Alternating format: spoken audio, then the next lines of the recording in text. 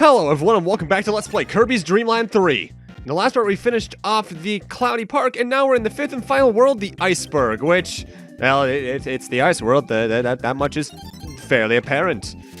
And honestly, this is probably my favorite overall world in the game because aside from, like, the first world, I think it has the best pace for levels and such.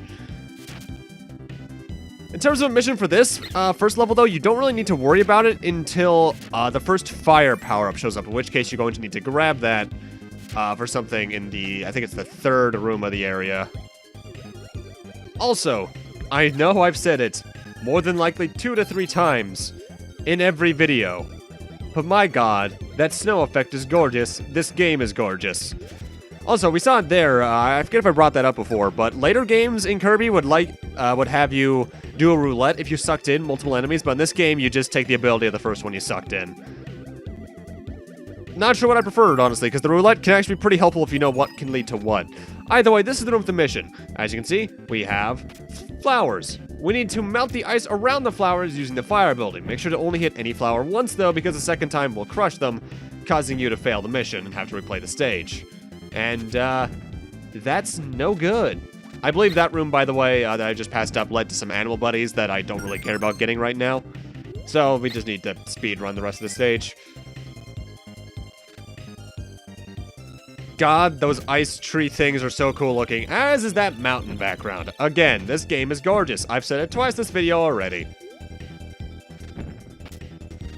I'm not sure what that says about me for this game, or this game in general, though, that my biggest compliment for it is always that it's pretty.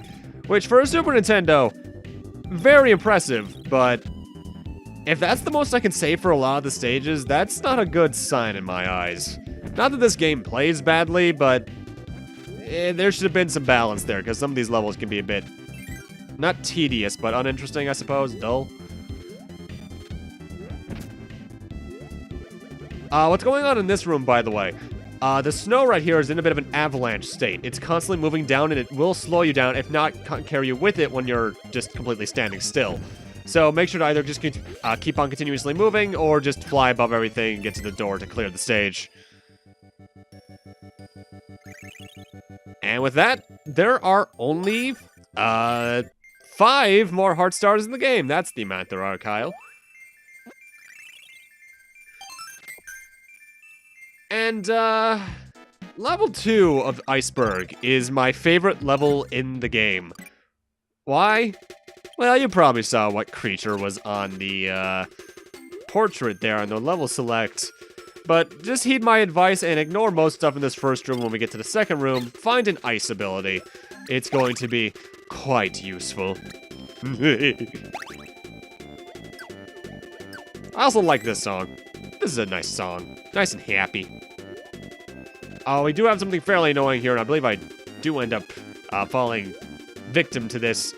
We have an auto-scroller here, obviously, but it becomes something that you would later see in New Super Mario Bros. Wii as well, where we have a cloud of darkness behind us that if you're too far into it, will kill you, I believe. So, be advised, play carefully, and hopefully you'll survive. I think it's actually not supposed to be a cloud of smoke. I think it's supposed to be an avalanche coming down from the mountain. Which, I guess that's cool. I mean, avalanches are, very lethal. Probably could have animated a bit more, but who am I to judge a game that was made before? I know I was born by the time this was talking. What the hell am I talking about? This was 1998. I was probably close to a year old at this point. And here we are.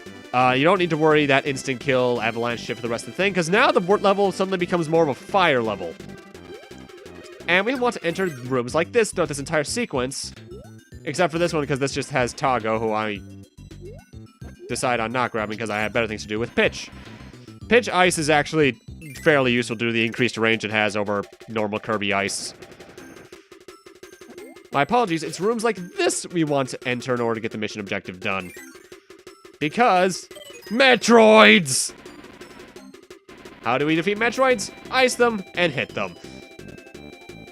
I squealed like a little baby when I first saw that because you guys know how I feel about Metroid. I love it. It's my favorite Nintendo series. Well, second favorite Nintendo series. Zelda is still #1, but I love Metroid a lot. And doing this is just cathartic.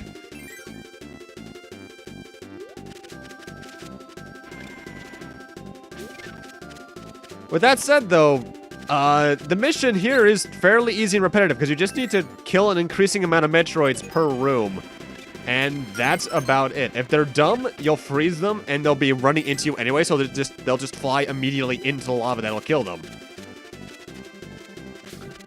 Although, if I recall correctly, this is bullshit because iced Metroids that touch lava in the other games have nothing happen to them. Heck, Metroids can somehow still float in midair when frozen, so I don't know what's up with that. Either way, we're done with the mission, so again, we just need to speed through and run through the rest of the stage now. And I actually forget how far we are into the stage at this point. We're at least halfway through it. Again, though, the lava effect, gorgeous. That is something that I think this Kirby game in particular has a lower amount of in the stages overall compared to other entries. In that sense, I think there might be less health items in all the stages. Also, that was just dickish enemy placement. And now we're back to the Avalanche sequence. Pitch is actually very good for sequences like this, due to how many of his abilities cause you to still be mobile. Just make sure whatever you do, you don't have Spark for this with Pitch, because, you're more than likely not going to survive. I know there's a lot of ability combos I have not used in this game, and I would apologize for that, but many of them just aren't either useful or I have better things to do. Enter, enter, enter, enter, enter. Woo. Okay, I stand corrected earlier. If you're in the Avalanche, it doesn't kill you unless you're off screen. Also, hi, Samus. I'll take that, Heartstar. Thank you very much. See you in whatever Metroid game I play next. That stage, though, love the mission. Stage itself, it's more interesting than the previous levels. And now it's time for our final third level of the world, meaning our final minigame level. And I forget which minigame it is off the top of my head, so this will be interesting. I mean, it can't be as bad as the Gordo one from the past world, from what I recall, but oh man, the minigames in this game are, oh boy, annoying. Let's see.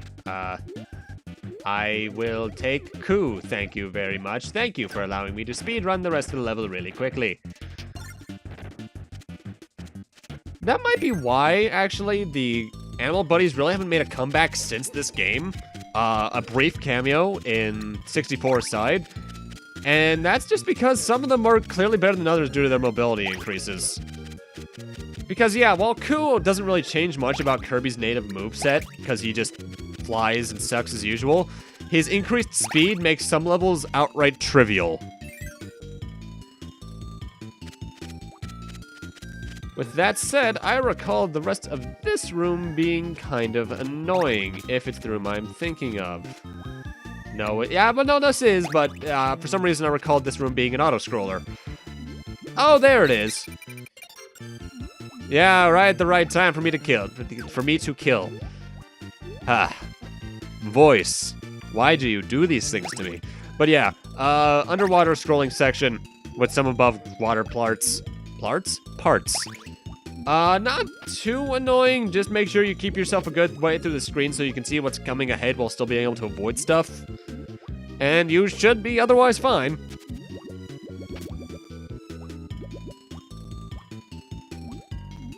I love the way those ice boulders look, though. That's really nice. Thankfully, we are done with it. I believe this is where the minigame is? No, it's the next room, isn't it? Oh boy, free stars. Sequences like this have been seen in basically every Kirby game, though. Little extra things where you can get stuff like that. Ice could be recommendable for what's coming up, because I recall it being useful in an upcoming level, but it's just probably one of the best abilities the game has overall. That's not Cutter. Yeah, that's the thing. Some abilities you can actually very loosely aim, like you can aim the ice breath up or down, and that is deceptively useful. Sure, I'll take Rick, I guess. I'd rather have him than Kine. Although, Rick Ice is not a very useful ability because he basically becomes an ice spike. And, well, your mobility being gone is not as entertaining. It's always the thing about Kirby. It's the abilities where you can attack and move at the same time that always feel really good. Alright, here's the minigame. Okay. What you need to do here is find the matching Gordo sound. 5 or I think more than 5 actually will fall down in the later rounds. And you need to match the sound effect that the one he makes hits, the one he hits makes, to whichever one it is. Actually, this might be one of the easiest minigames, honestly. Especially if you have a good ear. Because overall, as you saw, that was first try. Some other minigames I had to replay the level to do. I'm looking at you, Colored Gordo 1. But that's a fairly simple one. That's probably the easiest one since the first minigame, honestly. Which might be their saving grace of saying, we know you've done some annoying ones, so here, have an easy minigame to end them all off. Which is a mentality I can get behind in some games. Give players a breather. I completely forgot the ice blocks followed level terrain like that. Okay. That is potentially useful, I suppose, if there was more curved terrain in this game. I do wonder what the level design ideas are for a Kirby game, though. Because obviously in some of them they're a bit more clever than others, like Triple Deluxe got pretty clever with some level design stuff, as did Amazing Mirror especially got really interesting with it. But, like, what do the documents look like, I have to wonder? Because game design documents are always interesting to see with the way things develop. Like, I think the Diablo ones got released a few years back. Those were really, really interesting to read.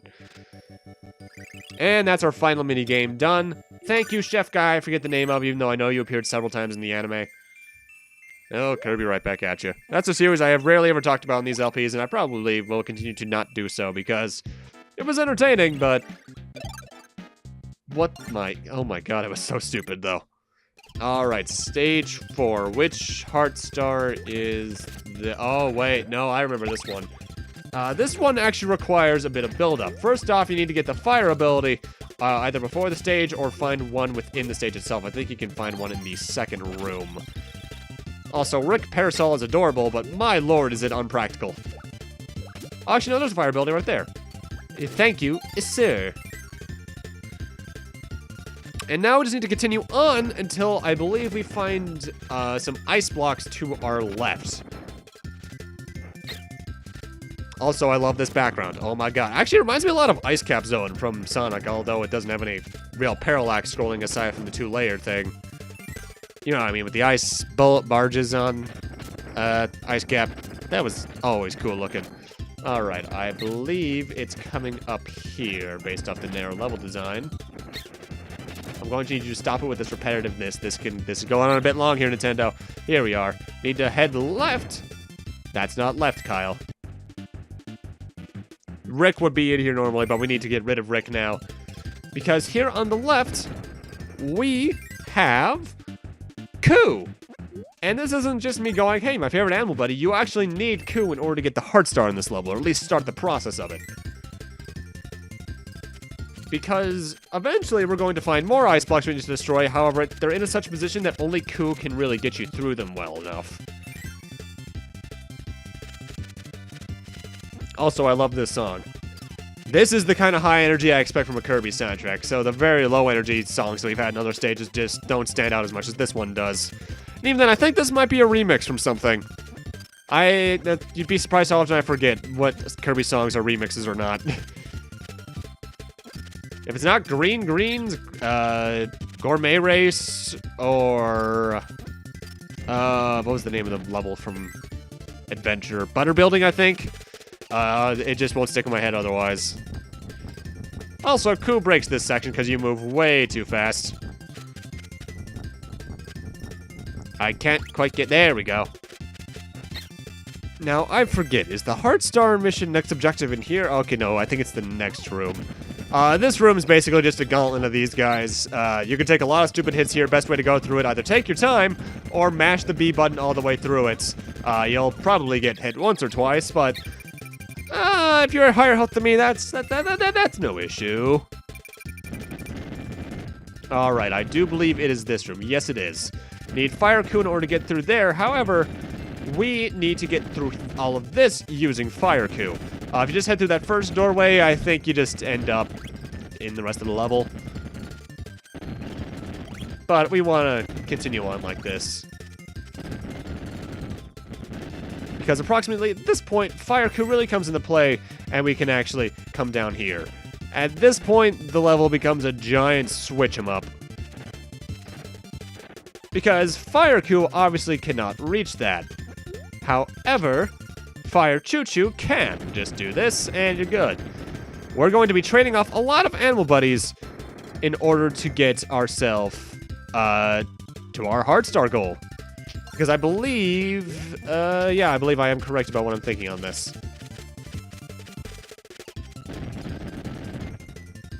Come on. There we go. Now we need to use Fire Pitch, because Fire Pitch is actually amazing for stuff like this.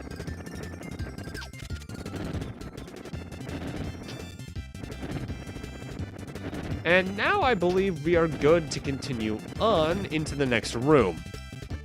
I'm going to take Coup, though, for this because he's my boy.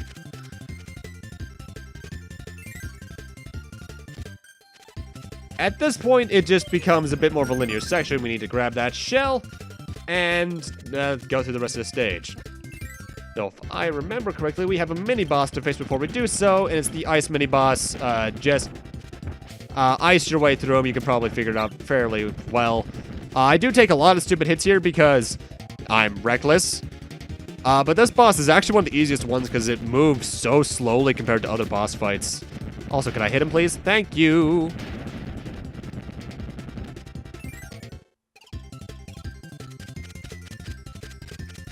And at this point, we can just rush through the rest of the stage and find the ending of it fairly quickly, if I recall. Again, it has been over a month since I recorded this footage at this point, so I actually forget where the level ends.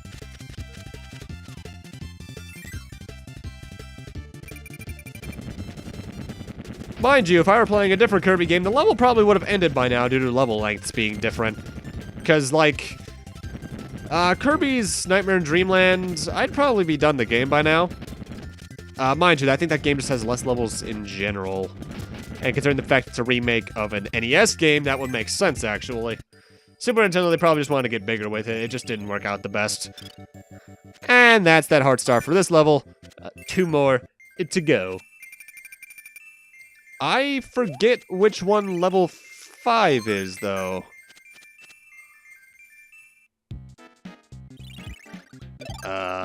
Okay, this one. It's our Animal Buddy stage for this world. We need to get one of our Animal Buddies and get it to the end. This time, we need to get Tago.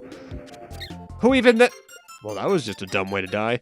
Even then, I need to apologize for something. I think I've been calling him Tago this entire game.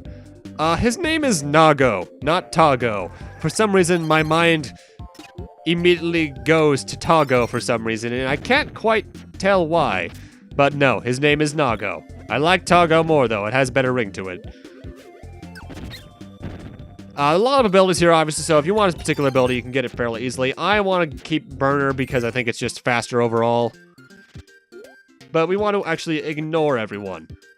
Because every Animal Buddy is in this level, and it's a very long level. We are here for the rest of the part. But you need to reach the end with Nago, and I think the only way you can get Nago in this stage, off the top of my head, might be to play the rest of the stage without an Animal Buddy. Because every Animal Buddy is potentially useful here, except I think Kind, just because, well, he's kind. Because this stage is essentially a gauntlet of a lot of enemy traversal stuff like that. And it can go on quite a while.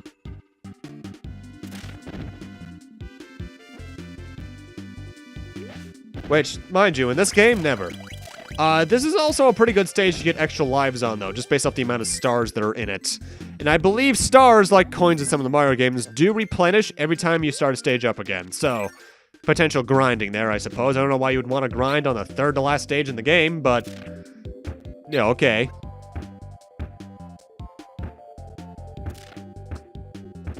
And now we go through that. Do take your time in this level, though, because there are portions like this where it's extraordinarily easy to get hit, and I don't recall there being too many healing items in this stage.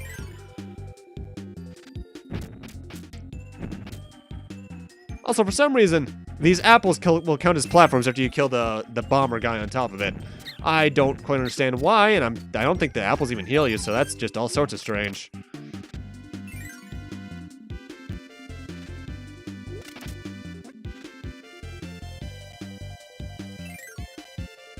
I do like the color palette for this stage, though. That blue is really nice, as are all the colors that go with it. But thinking about it, though, aside from, like, I think it's the second level in this world, they don't really use the ice gimmick too much. Which, mind you, I'm glad that this game does one thing well, and that's that they don't let the gimmick of the world dictate the gimmick of the world levels you go through. Like certain Mario games, they'll actually still play up with some things with the ideas they use in levels. They'll just use the aesthetic of the world more often than not. Kind of like Mario 3D Land and World, actually. I grab Ku here. Do not grab Ku here, because otherwise Nago does not show up later on, if I recall. Though, if you're just going through all the stages, not caring about heart stars, yeah, bring in Ku from the start. You'll get through this stage really quickly. Also, again, a lot of stars here, so if you need to grind up lives for the final boss fights that are coming up next part, do it here. Admittedly, you don't need to grind too many lives, because even though they are the final bosses, making them the hardest fights in the game, the final bosses still aren't anything to write home about in terms of difficulty, because, you know, Kirby game, of course it's going to be towards the easier side, and oh my god, that's incredibly creepy. I don't think that enemy shows up anywhere else in the game, too, so, thank you for the nightmare fuel there, pal. Mind you, Kirby games having semi-terrifying final bosses? Never. Well, towards endgame enemies, right? Okay, that's also disturbing. I forget if that shows up anywhere else in the game. I hope not.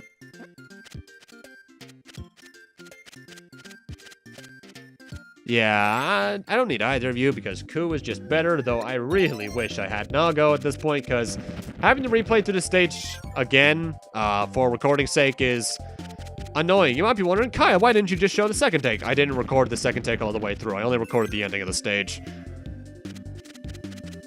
Because I believe you'd have Nago around here. I forget exactly when he showed up, actually.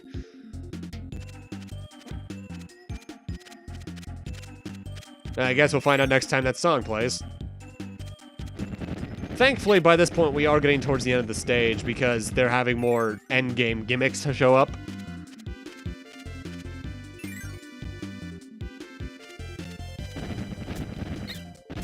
The stage length in a game, I think I brought this up before, is kind of tricky because not only does it depend on the amount of stuff you have in the game to begin with, but it also depends on what point in the game it should be at, because I think endgame stages should be longer. However, you still need to do interesting things with them. That's actually something I think the new Mario games did fairly well, is that even though some of the endgame stages could be longer or shorter, depending, they had difficulty or interesting ideas in them to back it up. Okay, yeah, by this point, you should have Nago, so I forget exactly where he shows up along the line. But he only shows up if you don't have an animal buddy before entering the room where he would show up. So you have to go through most of the stage entirely naked. Needless to say, I jump cut to when I actually had him. Finding him is no big issue. Either you go through the stage without an animal buddy, or you bring him in from an earlier stage. Which, yeah, that's handy, I suppose. Either way, with that, I'm going to need to end this off here. Thank you guys for watching, and in part 7, we'll be going off to finish the game. See you guys then.